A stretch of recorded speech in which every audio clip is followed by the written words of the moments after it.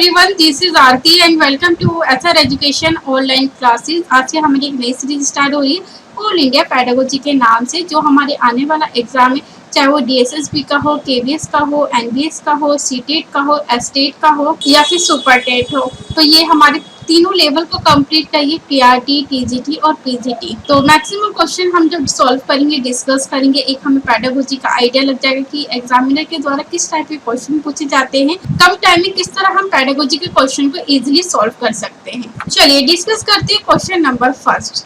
Question number first में कहा है, सहयोगिक अधिगम की प्रक्रिया को बढ़ावा देने के लिए एक शिक्षक को क्या करना चाहिए। इसके अंतर्गत क्या है कि हमें कोऑपरेटिव लर्निंग को बढ़ावा देना है। क्लास में एक अध्यापक को या फिर टीचर को क्या कार्य करने चाहिए जिससे कि हमारी कोऑपरेटिव लर्निंग या फिर सहयोगी अधिगम को क्लास में बढ़ावा दिया जाए। 4 स्टेटमेंट आपको दी गई। 4 स्टेटमेंट में से आपको वो स्टेटमेंट बताना है जो हमारी सबसे ज्यादा अच्छी स्टेटमेंट रहेगी कोऑपरेटिव या फिर सहयोगी अधिगम को बढ़ावा देने के लिए। ऑप्शन नंबर फर्स्ट में क्या है, प्रत्येक विद्यार्थी को व्यक्तिगत दत्त कार्य देना, तो ये तो गलत कहा है। अब ऐसा तो आप करोगे नहीं कि हर स्टूडेंट को इंडिविजुअली असाइनमेंट दे दोगे, तो इसके द्वारा तो हमारी सहयोगी अधिगम कोऑपरेटिव लर्निंग को तो बढ़ावा ही नहीं दिया जा रहा, और ना ही इसमें बच्चे आपस में कोई डिस्कस करेंगे। इसमें तो बच्चे को इंडिविजुअल दिया जा रहा है, बच्चे को इतने आधार पे कितना उस चीज को आता है, कितना नहीं आता, तो यहाँ पे कोऑपरेटिव लर्निंग को किसी भी तरीके से बढ़ावा नहीं दिया जा रहा हमारे ऑप्शन नंबर फर्स्ट के अंदर। ऑप्शन नंबर सेकंड में कहा है, सामूहिक परियोजना कार्य देना चाहिए, तो ये हमारा सही रहेगा। ऑप्शन थर्ड को और ऑप्शन नंबर 4 को भी डिस्कस कर लेते, क्या पता इससे अच्छा आंसर हो हमारा। ऑप्शन नंबर थर्ड में कहा है, विद्यार्थियों को वाद विवाद और चर्चाओं में शामिल करना चाहिए, तो यहाँ पे भी कोऑपरेटिव लर्निंग को किसी तरीके से बढ़ावा नहीं दिया जा रहा, तो इसलिए हमारा थर्ड क्या रहेगा, थर्ड भी हमारा आंसर गलत रहेगा। ऑप्शन नंबर 4 में कहा है, कक्षा को समरूपी योग्यता समूह में विभाजित करना, तो ये भी गलत का है, क्योंकि हमें किसी भी तरीके से बच्चों को क्या करना है, उनके एबिलिटी के अनुसार हमें डिवाइड नहीं करना क्लासरूम के अंतर्गत। तो सभी बच्चों को एक समान गति से सिखाना है और सभी को साथ लेके चलना है, और जो बच्चे नहीं सीख पाते उन्हें भी सीखने के लिए क्या बनाना है, हमें तत्पर बनाना है। तो इसलिए हमारा option number first, option number third और ऑप्शन नंबर 4 हमारा गलत आंसर रहेगा। इसका राइट आंसर रहेगा ऑप्शन नंबर सेकंड रहेगा। इस क्वेश्चन के अकॉर्डिंग सामूहिक परियोजना कार्य देना चाहिए, जिससे क्या होगा, हमारी कोऑपरेटिव लर्निंग या फिर सहयोगी अधिगम को बढ़ावा दिया जाएगा। जब हम बच्चों को ग्रुप में प्रोजेक्ट असाइन करेंगे तो बच्चों का मानसिक विकास भी हो रहा है, सोशल डेवलपमेंट भी हो रहा है, एक दूसरे से कुछ ना कुछ सीख रहे हैं और ग्रुप डिस्कशन भी हो रहा है। प्रोजेक्ट के लिए जो उनका सही आंसर होगा, सब क्या करेंगे, एकजुट होकर उस पर निर्णय भी लेंगे, अपना कंक्लूजन भी देंगे, और बच्चों का क्या होगा, सही प्रकार से अच्छी तरीके से प्रोजेक्ट को अच्छी चीजें उसमें शामिल करेंगे। तो इसलिए हमारा आंसर क्या रहेगा, ऑप्शन नंबर सेकंड रहेगा, जहां कोऑपरेटिव और सहयोगी अधिगम को बढ़ावा दिया जा रहा है। चलिए अगले क्वेश्चन को डिस्कस करते हैं। Question number second. Question number second में कहा है, निम्नलिखित में से कौन सा सही कथन। 4 स्टेटमेंट आपको दे रखे, जो करेक्ट स्टेटमेंट को बताना है। ऑप्शन नंबर फर्स्ट में कहा है, सभी बच्चों की सीखने की क्षमता अलग होती है, तो ये बिल्कुल सही कहा है, क्योंकि कोई भी बच्चा एक तरीके से नहीं सीखता, सबकी जो कैपेसिटी होती है लर्निंग की वो अपने तरीके से सीखता है। ऑप्शन नंबर सेकंड को डिस्कस करके, अधिकांश बच्चों का स्वभाव एक जैसा होता है, तो ये तो गलत कहा है। किसी बच्चे का जो स्वभाव हो गया, नेचर हो गया, क्या होता है, सिमिलर नहीं होता। कोई किसी बच्चे को कुछ पसंद है, किसी बच्चे को कुछ पसंद है, तो उनका नेचर भी अलग अलग होता है, तो इसलिए ऑप्शन नंबर सेकंड हमारा गलत रहेगा यहाँ पे।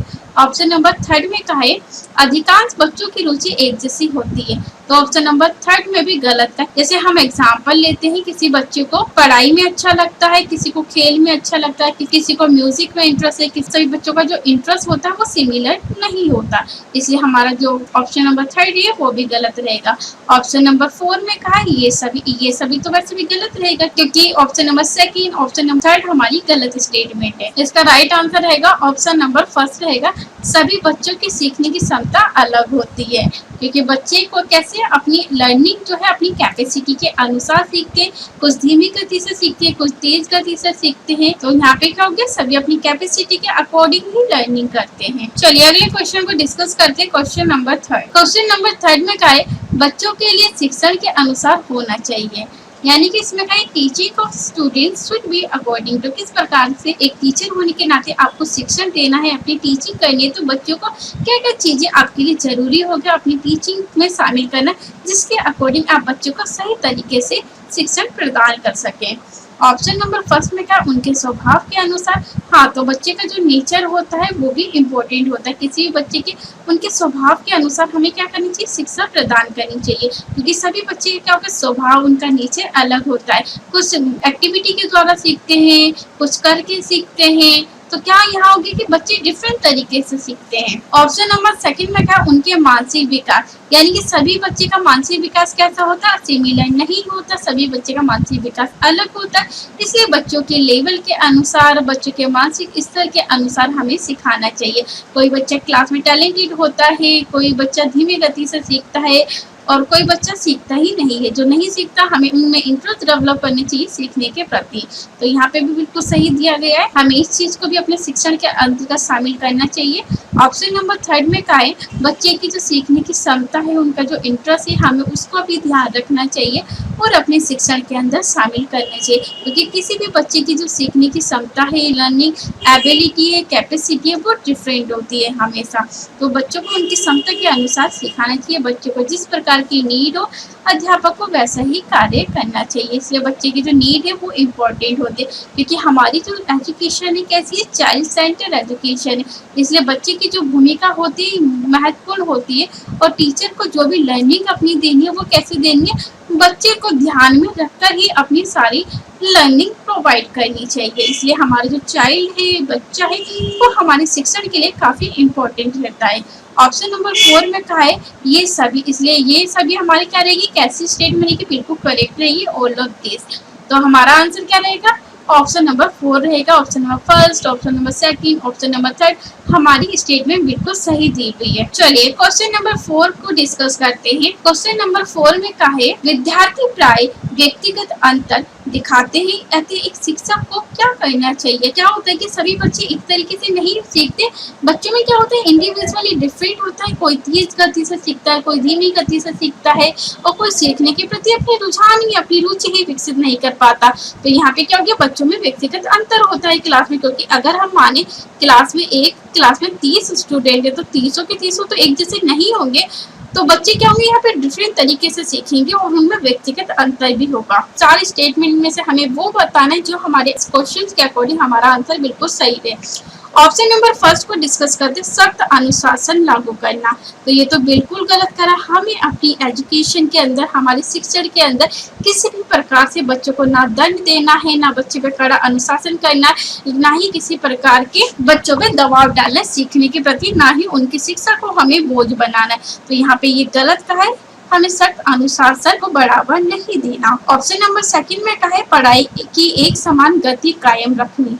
तो ऑप्शन नंबर सेकंड में भी गलत है, आप ऐसा तो नहीं करोगे, पढ़ाई की एक समान गति को कायम रखनी चाहिए, क्योंकि हमारी क्लास में अगर 30 स्टूडेंट है, 30 के 30 हर तरीके से सीखेंगे ना, तो हमें सबसे पहले बच्चों को ध्यान में रखकर ही अपनी शिक्षण प्रोवाइड करनी चाहिए। पहले बच्चों को किस प्रकार से हमें सिखाना है, उनमें एक्टिविटी डेवलप करनी, या तो उन्हें करके सिखाना है, तो इस चीज का हमें ध्यान रखना होगा। दूसरे बच्चों को कैसे सिखाना है, अन्य बच्चों को कैसे सिखाना है। तो यहाँ पे हो गया अलग अलग प्रकार के बच्चे, तो उस तरह हमें वेराइटी ऑफ टीचिंग भी शामिल करनी चाहिए, यानी कि बच्चों को अलग अलग वेराइटी का एक्सपीरियंस, अलग अलग टीचिंग करनी चाहिए, जिससे कि बच्चे अपने अनुसार, जैसे बच्चों की नीड होती है सीखने की, हमें हर बच्चे को वैसे ही शिक्षा प्रोवाइड करनी चाहिए। तो ऑप्शन नंबर सेकंड भी हमारा क्या होगा, बिल्कुल गलत का है। ऑप्शन नंबर थर्ड को हम डिस्कस करते हैं, विभिन्न किस्म के अधिगम अनुभव मुहैया कराना।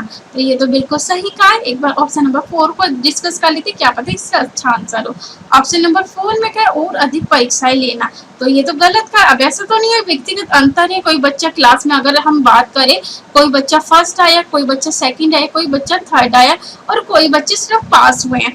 तो अब हम ज्यादा से ज्यादा परीक्षाएं तो करवाएंगे नहीं कि हाँ बच्चों को अगर फर्स्ट लाने तो हमें बार बार परीक्षा करेंगे, ताकि बच्चे जो सेकंड आए वो फर्स्ट फर्स्ट आ जाए। तो अब ऐसा तो है नहीं कि हम मतलब मैक्सिमम टाइम यानी कि क्या करें, बस टेस्ट ही करवाते रहे, तो ये गलत का है। ऑप्शन नंबर 4 में भी हमारा इसका राइट आंसर रहेगा ऑप्शन नंबर 3 रहेगा, विभिन्न किस्म के अधिगम अनुभव को मुहैया करवाना। यानी कि हमें प्रोवाइड क्या करना है, variety of learning experience provide करना है। अपने शिक्षण के अंदर हमें क्या करना चाहिए, शिक्षण सहायक सामग्री के अंतर्गत हमें ऑडियो विजुअल टीचिंग एड्स का प्रयोग करना चाहिए, बच्चों को मॉडल के द्वारा सिखाना चाहिए, बच्चों को एक्टिविटी के द्वारा सिखाना चाहिए, बच्चों को विभिन्न तरीके से हमें सिखाना चाहिए, अलग अलग वैरायटी की लर्निंग देनी चाहिए, ताकि हमारा जो पर्पस है वो है बच्चों के अंदर रुचि या फिर इंटरेस्ट को डेवलप करना है हमारा मेन मकसद, ताकि बच्चे सीखने के प्रति क्या है, हमेशा तत्पर रहे और जिज्ञासु रहे। तो हमें इस प्रकार की अपनी जो लर्निंग है वो प्रोवाइड करवानी चाहिए। किसी भी तरीके की हमें शिक्षा का दबाव और शिक्षा का बोझ बच्चे पे नहीं डालना। चलिए अगले क्वेश्चन को हम लोग डिस्कस करते हैं, क्वेश्चन नंबर 5।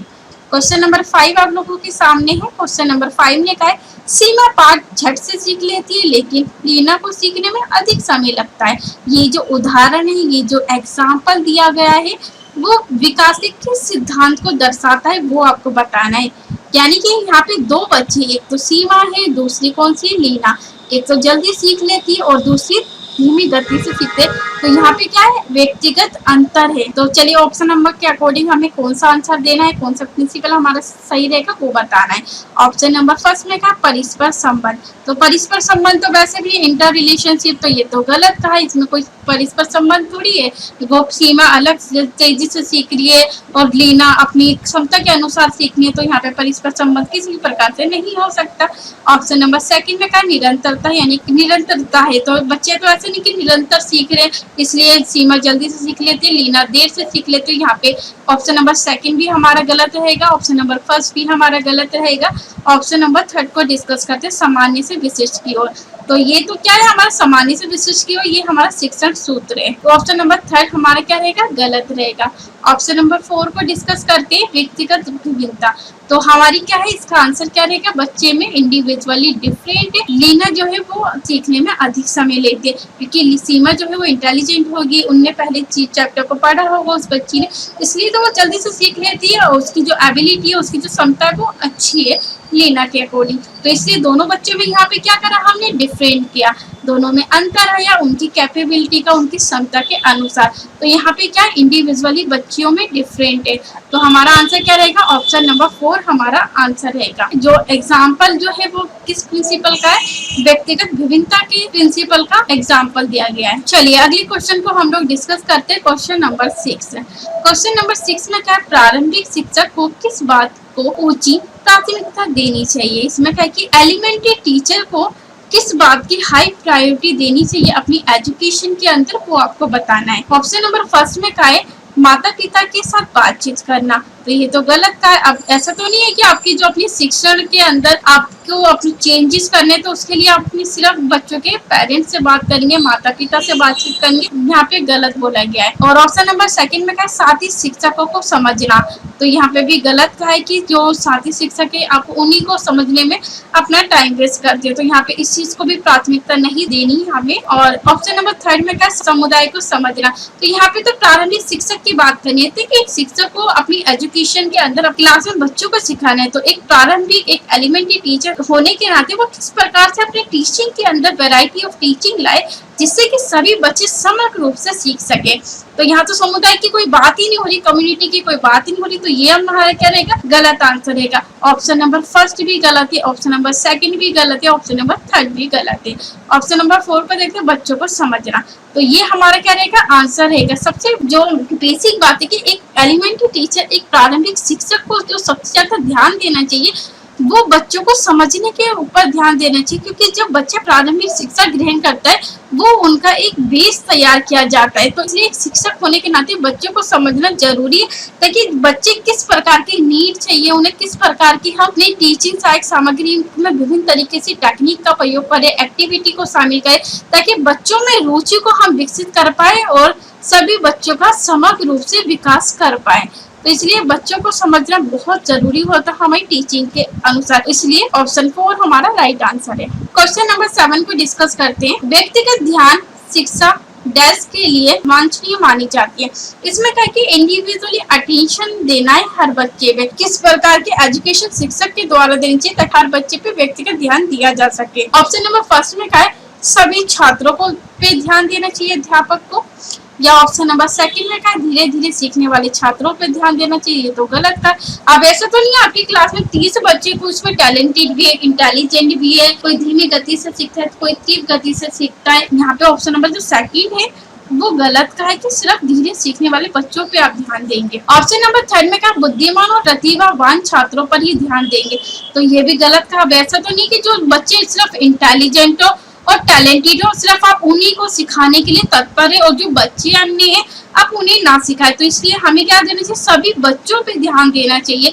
इसलिए ऑप्शन नंबर थर्ड हमारा गलत रहेगा। ऑप्शन नंबर फोर में क्या है, 2 और 3 दोनों, तो ऑप्शन सेकंड और ऑप्शन जो थर्ड स्टेटमेंट में क्या दिया गया है, बिल्कुल गलत दिया गया है। हमारा जो राइट आंसर रहेगा ऑप्शन नंबर फर्स्ट रहेगा, ऑल स्टूडेंट। यानी कि जब हमें क्लास में एजुकेशन प्रोवाइड करने एक शिक्षक होने के नाते तो हर बच्चे पे व्यक्तिगत ध्यान यानी कि इंडिविजुअल अटेंशन देना बहुत जरूरी है, क्योंकि चाहे उसमें टैलेंटेड बच्चे हो, तीव्र गति से सीखने वाले हो, धीमे गति से सीखने वाले हो, क्लास में फर्स्ट आते हो, सेकंड आते हो, या फिर सीखने के प्रति रुचि ही या अपनी रुझान पैदा नहीं करते, तो क्या करना चाहिए, हमें सभी बच्चों को सीखने के प्रति तत्पर बनाने चाहिए और बच्चों में किसी प्रकार का भेद नहीं करना चाहिए।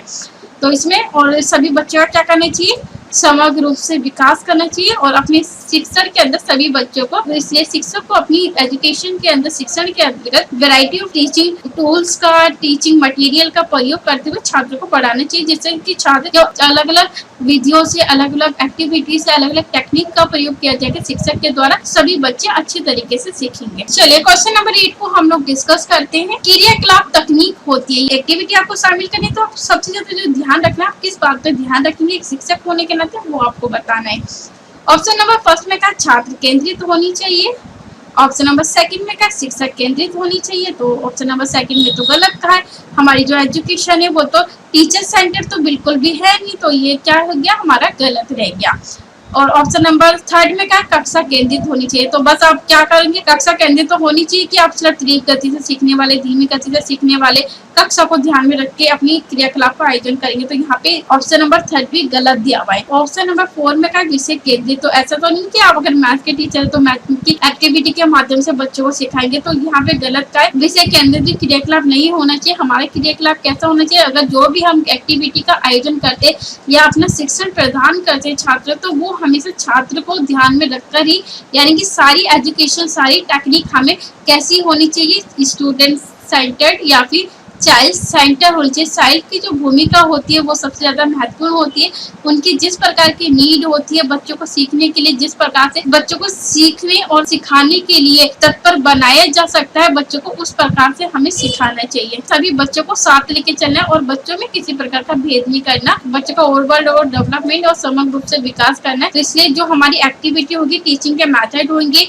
टीचिंग के हम टूल्स का प्रयोग करके बच्चों को पढ़ाएंगे अपने शिक्षण सहायक सामग्री के अंतर्गत, तो वो सारी हमारी चाइल्ड सेंटर होनी चाहिए। बच्चे की जो भूमिका होती है वो हमारे शिक्षण के लिए महत्वपूर्ण हिस्सा होता है। चलिए क्वेश्चन नंबर 9 को हम लोग डिस्कस करते हैं। क्लासरूम अध्यापन में समूह गतिविधि क्या उद्देश्य होता है। इसमें क्या है कि आप ग्रुप एक्टिविटी करवा रहे हैं अपने क्लासरूम के अंतर्गत, तो जो ग्रुप एक्टिविटी करवाने का जो अध्यापन है वो किस प्रकार के जो उद्देश्य है वो उसमें सहायक रहेगा बच्चों के सीखने के प्रति।